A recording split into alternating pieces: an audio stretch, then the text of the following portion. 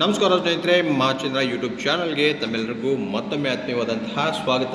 ಸ್ನೇಹಿತರೆ, ಇದೇ 2ನೇ ತಾರೀಕು ಒಂದು ಅಧಿಕೃತ ಜ್ಞಾಪನವನ್ನು ಹೊರಡಿಸಲಾಗಿದೆ ಸರ್ಕಾರದಿಂದ.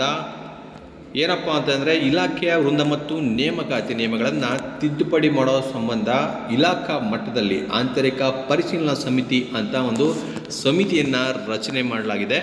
ಸೊ ಇದಕ್ಕೆ ಅಧ್ಯಕ್ಷರು, ಉಪಾಧ್ಯಕ್ಷರು ಮತ್ತು ಸದಸ್ಯರುಗಳನ್ನು ಆಯ್ಕೆ ಮಾಡಲಾಗಿದೆ ಸ್ನೇಹಿತರೆ. ಸೊ ಯಾರ್ಯಾರು ಅಧ್ಯಕ್ಷರು, ಉಪಾಧ್ಯಕ್ಷರು ಮತ್ತು ಸದಸ್ಯರುಗಳು ಎಷ್ಟು ಜನ ಇರ್ತಾರೆ, ಇವರ ಕೆಲಸ ಏನಿರುತ್ತೆ, ಇದ್ರ ಬಗ್ಗೆ ಮಾಹಿತಿ ನಾನು ಈ ವಿಡಿಯೋನಲ್ಲಿ ನಿಮಗೆ ತಿಳಿಸ್ಕೊಡ್ತಾ ಇದ್ದೀನಿ. ವಿಡಿಯೋ ಸ್ಕಿಪ್ ಮಾಡದೆ ಪೂರ್ತಿಯಾಗಿ ನೋಡಿ. ಹಾಗೆ ನಮ್ಮ ಚಾನಲ್ನ ಇನ್ಯಾರು ಸಬ್ಸ್ಕ್ರೈಬ್ ಮಾಡ್ಕೊಂಡಿಲ್ಲ ಅವರು ಈ ಕೂಡಲೇ ಸಬ್ಸ್ಕ್ರೈಬ್ ಮಾಡ್ಕೊಳ್ಳಿ.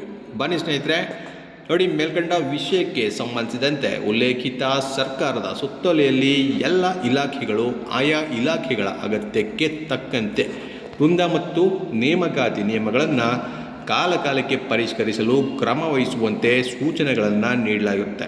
ಅದರಂತೆ ಕರ್ನಾಟಕ ರಾಜ್ಯ ಲೆಕ್ಕ ಪರಿಶೋಧನೆ ಮತ್ತು ಲೆಕ್ಕಪತ್ರ ಇಲಾಖೆಯ ಚಾಲ್ತಿಯಲ್ಲಿರುವ ವೃಂದ ಮತ್ತು ನೇಮಕಾತಿ ನಿಯಮಗಳಿಗೆ ಸೂಕ್ತ ತಿದ್ದುಪಡಿಗಳನ್ನು ಪ್ರಸ್ತಾವಿಸುವ ಸಂಬಂಧ ಪರಿಶೀಲಿಸಲು ಈ ಕೆಳಕಂಡ ಅಧಿಕಾರಿಗಳನ್ನೊಳಗೊಂಡ ಸಮಿತಿಯನ್ನು ರಚಿಸಿ ಆದೇಶಿಸಿದೆ.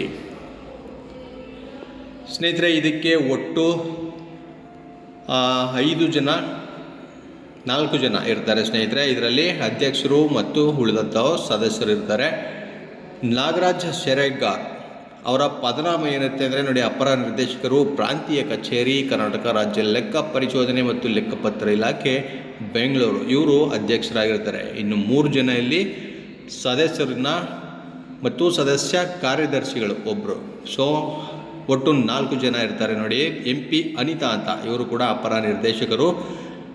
ಪ್ರಧಾನ ನಿರ್ದೇಶಕರ ಕಚೇರಿ, ಜಾಗೃತ ಕೋಶ, ಇದು ಲೆಕ್ಕಪತ್ರ ಇಲಾಖೆಯವರೇ.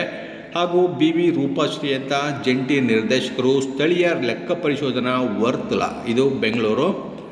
HN ಪ್ರಸನ್ನಕುಮಾರ್ ಅವರು ಕೂಡ ಉಪನಿರ್ದೇಶಕರು, ಆಡಳಿತ ಮತ್ತು ಮಾನವ ಸಂಪನ್ಮೂಲ, ಅದು ಪ್ರಧಾನ ನಿರ್ದೇಶಕರ ಕಚೇರಿ, ಲೆಕ್ಕ ಪರಿಶೋಧನೆ ಮತ್ತು ಲೆಕ್ಕಪತ್ರ ಇಲಾಖೆಯವರೇ ಇವರು ಕೂಡ. ಸೊ ಈ 4 ಜನವನ್ನು ಸೇರಿಸಿ ಒಂದು ಸಮಿತಿಯನ್ನು ರಚನೆ ಮಾಡಲಾಗಿದೆ.